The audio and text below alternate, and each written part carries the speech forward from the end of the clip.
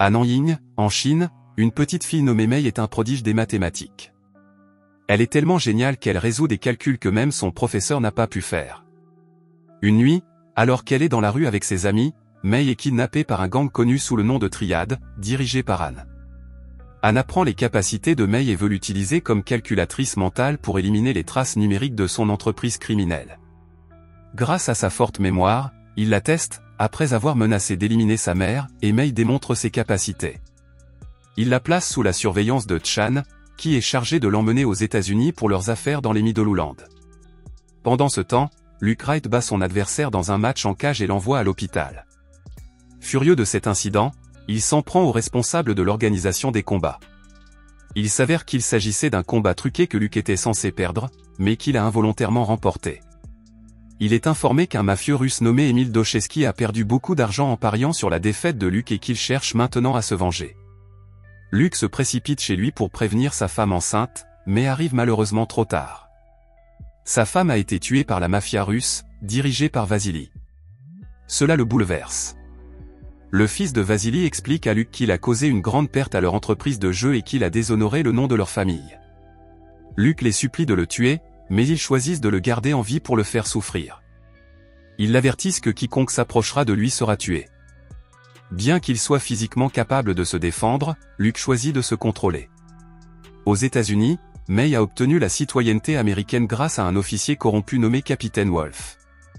Luke laisse son ancienne vie derrière lui et devient un sans-abri, errant dans les rues de New York.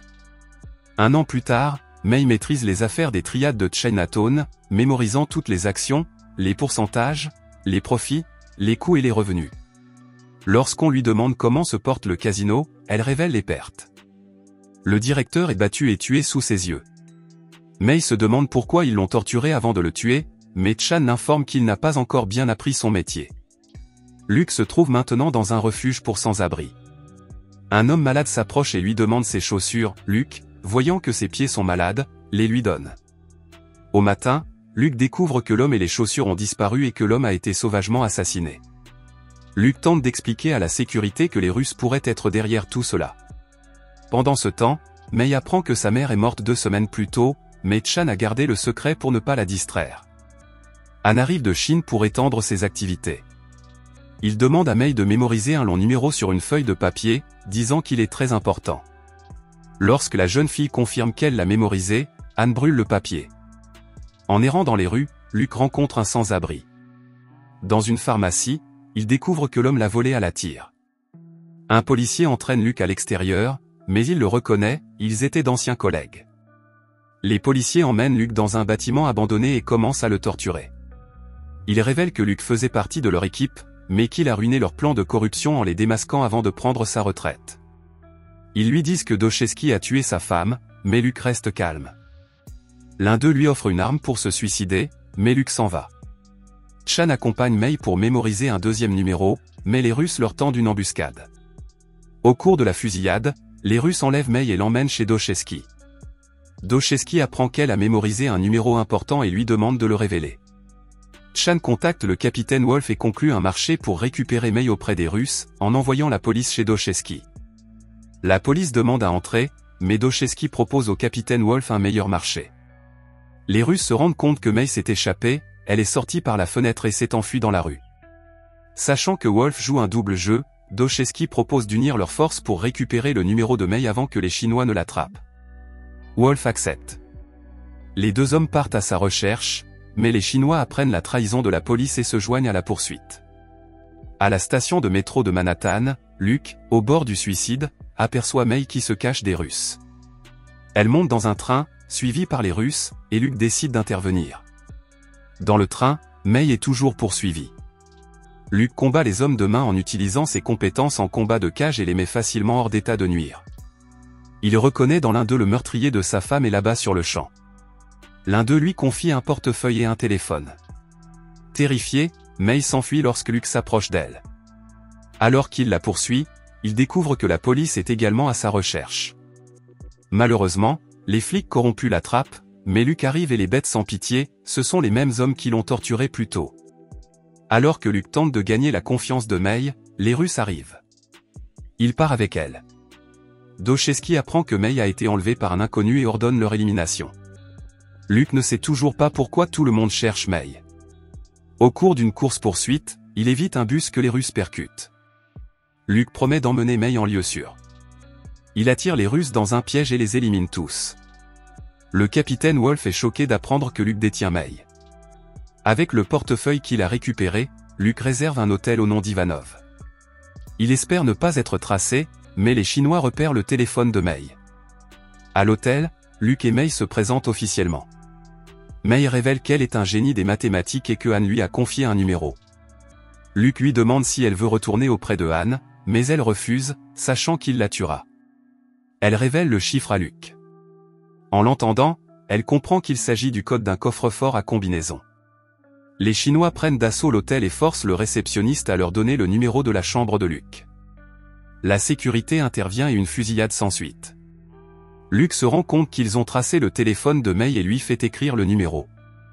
Luke et May s'échappent alors que la police arrive et engage une fusillade avec les Chinois. Luke combat plusieurs agents chinois dans la salle à manger et au rez-de-chaussée, mais May est capturée. Luke s'échappe et Chan crée une diversion pour s'enfuir avec May. En chemin, Luke vole une voiture, parcourt une courte distance et prend un taxi. À l'intérieur, il appelle Vasily en utilisant un accent russe et le téléphone volé, se faisant passer pour l'un de ses hommes. Il prétend avoir le numéro que tout le monde recherche. Vasily organise un rendez-vous et lui donne une adresse. Pendant ce temps, le capitaine Wolf rencontre le maire Danny Tremello, qui le met en garde contre Luke. Il est révélé que Luke était un agent des opérations secrètes, prêté au gouvernement après le 11 septembre, qui a ensuite dénoncé des flics corrompus, dont Wolf. Rumpelstiltskin ordonne de fermer toutes les issues, connaissant les capacités de Luke, il serait dangereux qu'il parvienne à s'échapper avec May. May est rendue à Anne, qui lui demande si elle a donné le numéro à quelqu'un. Elle nie, prétendant ne parler que le chinois. Luke se rend à l'adresse que Vasily lui a donnée. À l'extérieur, il prend une prostituée et vérifie l'endroit. Après l'avoir payée pour qu'elle parte, il attaque les gardes de Vasily, le kidnappe et l'emmène dans sa voiture. Il appelle Dostoevsky et lui dit qu'il a son fils, proposant un marché. Il menace de révéler les transactions de Dostoevsky aux Chinois et de tuer sa famille s'il ne coopère pas. Luke demande à quoi servent les codes. Dostoevsky révèle qu'ils permettent d'ouvrir un coffre-fort contenant 30 millions de dollars, et qu'un second coffre-fort contient quelque chose d'encore plus précieux. Lorsque Luke demande où il se trouve, Dostoevsky l'avertit qu'il aura besoin d'une armée pour l'atteindre. Vasily réalise que Luke aurait pu le tuer, mais qu'il l'a ligoté et laissé dans le coffre. Luke contacte le capitaine Wolf et ses détectives, disant qu'il a besoin d'une équipe pour obtenir l'argent. Après avoir mémorisé le code, il brûle le papier, utilisant son savoir comme levier. Wolf et ses hommes acceptent, espérant obtenir l'argent pour leur retraite. Ils se préparent et attaquent les triades chinoises qui gardent le coffre. Après une lutte acharnée, ils descendent au rez-de-chaussée et vident la pièce. Sachant que les détectives pourraient les doubler, Luke leur ordonne de déposer leurs armes. Il fait semblant d'ouvrir le coffre, puis se retourne et tire sur tout le monde, n'épargnant que Wolf. Il oblige Wolf à ouvrir le coffre. Dehors, la police arrive. Luke et Wolf s'enfuient avec l'argent, Wolf est ligoté et laissé dans le coffre. Luke appelle Alex, l'assistant et petit ami du maire, qui était chargé des échanges avec les Chinois. Luke lui dit qu'il a les 30 millions de dollars. Il s'avère que le second coffre appartient au maire et qu'il contient une disquette avec les données de toutes les organisations criminelles de New York. Les Chinois le veulent pour faire chanter les fonctionnaires. Luke soudoie Alex pour sauver May. Lors de la réunion avec les Chinois, Alex les tue tous et met May en sécurité. Pendant ce temps, Luke prend d'assaut le bureau du maire pour trouver le disque. Le maire nie l'avoir, mais Luke le force à le lui remettre. Confirmant qu'il contient les données, il l'assomme. Luke retrouve Alex, qui se rend compte que Luke a l'argent et le disque et lui demande pourquoi il a toujours besoin de May. Luke refuse de lui remettre l'argent et le défie de se battre. Avant qu'il ne puisse se battre, May tire sur Alex et le blesse. Luke l'achève. May dit à Luke qu'elle savait qu'Alex était une mauvaise affaire. Plus tard, Luke détache Wolf et lui demande de ramener Vasily à son père. Il lui donne 50 000 $ pour sa peine. Il envoie le reste de l'argent à Anne pour acheter la liberté de May, en l'avertissant de ne plus la poursuivre. Anne quitte New York. Luke cache plusieurs copies du disque dans la ville. May et lui prévoient de partir, peut-être pour Seattle.